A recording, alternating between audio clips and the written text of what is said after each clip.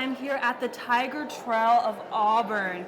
One of our inductees is here with me today, Miss Kasey Cooper, who played softball here at Auburn from 2014 to 2017. How are you doing today, Miss Cooper? I'm doing well. I'm excited to be back in town. I'm excited to be with this great group of individuals, and honestly, just being back at Auburn is just a breath of fresh air. And even being able to conduct and, convert my mom from Alabama to slowly being able to Auburn. She's like, it's so great to be back. And I was like, yes, it is, Mom. What about Auburn makes you get that good feeling when you come back? I think just the sense of family and the sense of, always having a place to go and just being remembered and being part of that family atmosphere. I think that's what sets it apart. That's amazing. How does it feel being inducted, being remembered in Auburn legacy forever? How does that feel? I think it's humbling, truly, and just shows how much of our team made an impact on this campus and on the lives of others. And just being able to be a part of my teammate who's also on the trail, Emily Carasani, and she's also on staff. It's awesome, it's humbling, and really just to cherish and relive those memories. I got to bring out one of the rings. It's from the team at first, and it's a very awesome feeling. I wish we could get a close-up of that ring. It is beautiful, beautiful. I have to say, a common theme, I was looking at your stats, a common theme while your time here at Auburn was constantly breaking records. You were constantly topping yourself. And that's so rare to see in a player. So what I have to ask you is, what was your discipline routine? Can you let us in on that while you were here in college? What a great question. I think coming in, I loved watching movies, probably like a lot of people, and there was a quote from the Italian Job said, records are there to be broken and rules are there to be broken, and kind of going with that philosophy, records are there to set the foundation for future athletes. And really just showing, my sister who also played softball, she used to say, don't let the next person outwork you. Someone else is working for your spot. And I think a lot of truth has to be said about that, because I'm not the biggest, I'm not the best athletic, ability, but I didn't want anyone to outwork me. And I think that's the biggest thing is, at the end of the day, can you say I gave it my best? And coach used to end every practice saying, was this a championship practice? Could we have won the national championship at the end of the day? And if the answer was no, then why did we just waste all that time? And I think that adds a lot of discipline.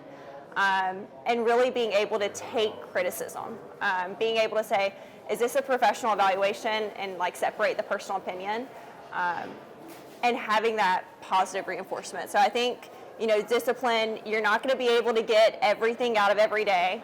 I was balancing engineering and athletics and realizing that, some days aren't going to be great for engineering quizzes. Some days softball is going to be terrible. And there's not enough hours in the day, and being able to manage your time the best you can and knowing how to put what's the most important that week at bay. Everything that you just said was amazing advice. Even for me being a student, I'm not even an athlete, but when you talk about being able to take the criticism and being able to get better, which you did, while you were here at Auburn, you received over 50 awards. Over 50. What was one of your favorite ones to receive, if you can even remember? I liked the Scholar Athlete Award and the Community Service Award. Those are probably my favorites. And one I didn't win was probably the Rhodes Finalist. So anything that kind of revolved around academics, community, I really liked those, because athletics, things are voted on a lot of the times, and you can't control other people's opinions about yourself, but you can control hours you spend in the community, hours you spend giving back. You can control what grades you make, how much time you spend and effort on studying. What you can control is what I like to kind of value my awards on. Right. I love that. Thank you so much, Ms. Cooper, for taking the time out of your day to talk to us. Thank you so much. Where you go? I am here with the one and only Coach Cliff Ellis. How are you doing today? I'm doing wonderful. Awesome. Doing wonderful. Thank you, Jakai. Of course, thank you for honestly being here for this interview, for taking time out of your busy day. Today, you're being inducted into the Tiger Trail of Auburn. First off, congratulations. Well, it's an honor to be in this along with your father. Yes, along with him. Who was at Auburn at the same time I was. He was a tremendous football player, person, athlete. It's an honor to be here. It's an honor to have you here, and to hear that backstory is pretty legendary. It really is. For those of you who do not know who Mr. Coach Cliff Ellis is, he was the head coach for Auburn men's basketball back in 1994 to 2004. How does it feel today to be inducted into the Tiger Trail? Honestly, if somebody were to tell you back in 1994 when you first began coaching that you would be here today, what would you have said to them? I would say we've had good players, we've had good coaches.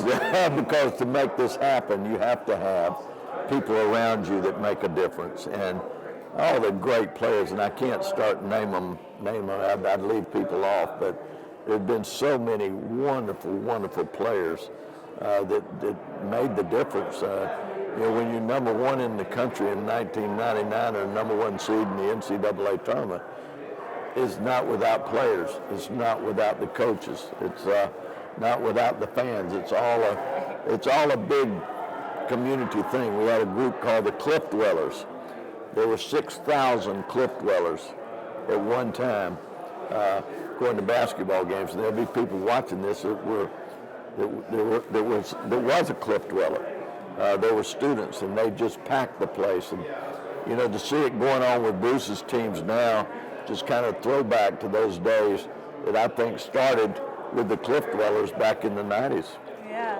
When you talk about Bruce and the team now, okay, so of course we made it to the SEC championships. We won, right. Although you led Auburn men's basketball to the Sweet 16 2 different times.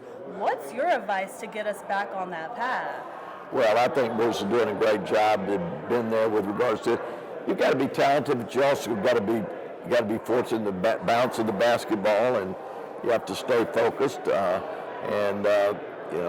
We had a team in '99 that won the ACC regular season championship that went in as a number one seed, and we thought we could get to the Final Four, and we fell short, losing to Ohio State. But in 2003, Marquise Daniels led our team to a Sweet 16 performance, and we were a 10 seed, but we beat the number 2 seed in Wake Forest, and we lost to Syracuse, who won the national championship by 1 point. If we'd have had 30 more seconds, we'd have done. So we came very close, but you got to be talented. You also have to have the bounce of the ball go your way too. That's amazing. I feel like a trend that I see in amazing coaches is they're very humble. You're very humble when you speak, and I love to hear that about you, because honestly, when I was looking at your history of being a coach here, you're the only coach in the NCAA Division I history to win at least 170 games. You don't have to be humble with your stats. I mean, honestly, what was the secret to your leadership style? I think it's a good question. You got to be committed. First of all, you got to care. You got to care about your players. I mean, if they know that you care about them and love them, they're going to go through the wall for you.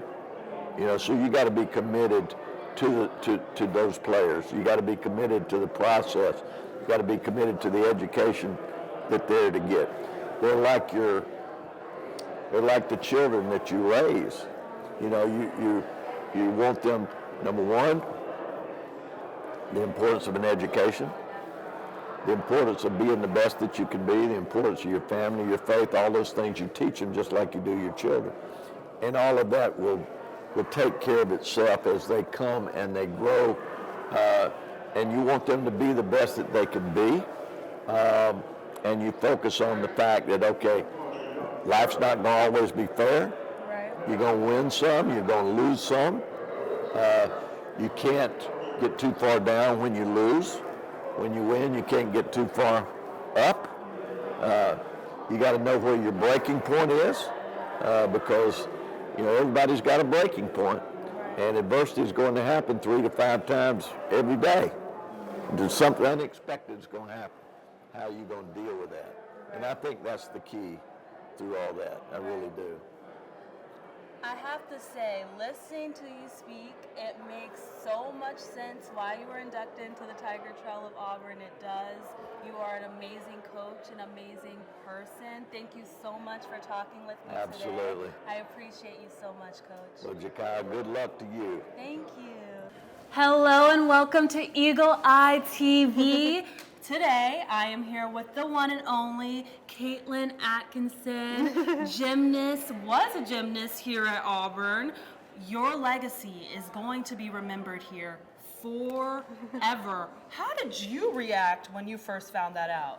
Yeah, I read the email and I was like, I had to read it like 2 or 3 times and kind of like, is this real? Is this really what I think it is? Like, is this really the Tiger Trail of Auburn? And it really was. So I was very like shocked and emotional, and just to know that my legacy was going to be cemented in Auburn, like in the floors of Auburn, was just really, it's kind of surreal, honestly. In your induction speech, you said, I didn't even expect to be here. I didn't even expect to be chosen. Why was that? Why didn't you expect that? Yeah, I mean, I knew when I was at Auburn, like I knew that I was a star, right? Like, but there's been so many great gymnasts that we've had that have come before me and that have come after me. And so I just didn't expect that it would be me. I've had so many great teammates, and so for them to choose me out of all of the wonderful athletes, I just wasn't expecting it. So yeah, it was just a shock, because I just like to imagine how like awesome everybody else is too. And so like everyone deserves it. Like, the team that beat Bama for that first time, like we all deserve one. Like it should be the whole team. So it's just, that's kind of how my mentality always was that it was the team. And yes, like I was doing it individually, but for the team. And what I'm seeing is a common theme when it comes to great athletes, when it comes to great coaches. You guys are so humble. Yeah. Even when your stats you don't have to be humble with your stats. I mean, honestly, I did my research. When you first entered as a freshman in 2013, you qualified for the NCAA National Championship. Yeah. In 2015, you earned the highest beam score at the NCAA Championship. Yeah. So what do you credit for your success that you've been able to have in gymnastics? Yeah, I think it all starts with my faith, my belief in God. I think that with Him, all things are possible. So I think that's the foundation, even from when I was a little kid. And then just really the hard work, the effort, the coaches really just trusting in you and like giving that expertise advice. And then having a team around you that supports you. If your team doesn't support you, then you're not going to trust yourself and you're not going to trust them. So I think we were such a family. We were so close as a group of girls. And so I think that just the trust and all that really just made it possible. And then the hard work. You have to put in the work. You have to go through the rough days to get to the good days. And yeah. Are you still close with them to this day, or some of them? Yeah, I have a few close friends. Actually, Megan Walker Thigpen, she was here today. So we were roommates all the way from my sophomore through my senior year. She was a class ahead of me. And then there's a few that I still keep in touch with. So it's hard because I am just like a normal person working a normal 9-to-5 job. So my life is busy. I live in Florida, so I don't live around anybody else, but I still try to like communicate here and there as best as I can. Yeah. So you were homeschooled in Texas for a majority of your life. Yeah. So then how was it transitioning from being homeschooled to then joining Auburn University? Yeah, it was kind of a shock. Like we came in summer, so I think that was helpful because the campus wasn't as full as it would be like on a normal fall semester. So I kind of got used to it with a little bit less people, but it was very overwhelming as far as like just meeting all the different athletes and all the different sports, because I had been in my own little do school at home, go to practice, come home and like be with my family. That was really like all I did growing up, which obviously it got me to where I was. So I'm very proud of that. So it was very like, there's all these, temptations of like going out and doing this and doing that, and like, just being a normal college kid. But I think you had to really remember like why I was here, and I was here to do a job and to, get my education. Right. Yeah. What's your advice to students who are transitioning from being homeschooled to maybe if they're then going to a public school or going to a bigger institution? What's your advice for them? I think just find like a group of people. It doesn't have to be like 10 people. Find that 1 or 2 people that really like you connect with and you understand. And whether there's certain hobbies. So I knew coming into Auburn that I had my team. Like that was kind of like a safety net. So if you're coming in and you don't have that team and you really love to dance or you really love to do art, find that group of people that you can really connect with. And then I think from there you just kind of grow and you can, that circle gets bigger and bigger as you grow. So start kind of small and doing what you love. Don't change who you are for other people is the biggest thing. Got it. I love that Yeah. advice, and you heard it here first, exclusively from the one and only Miss Atkinson. Thank you so much for being here today. Thank I appreciate you. Thank you so much. Yeah.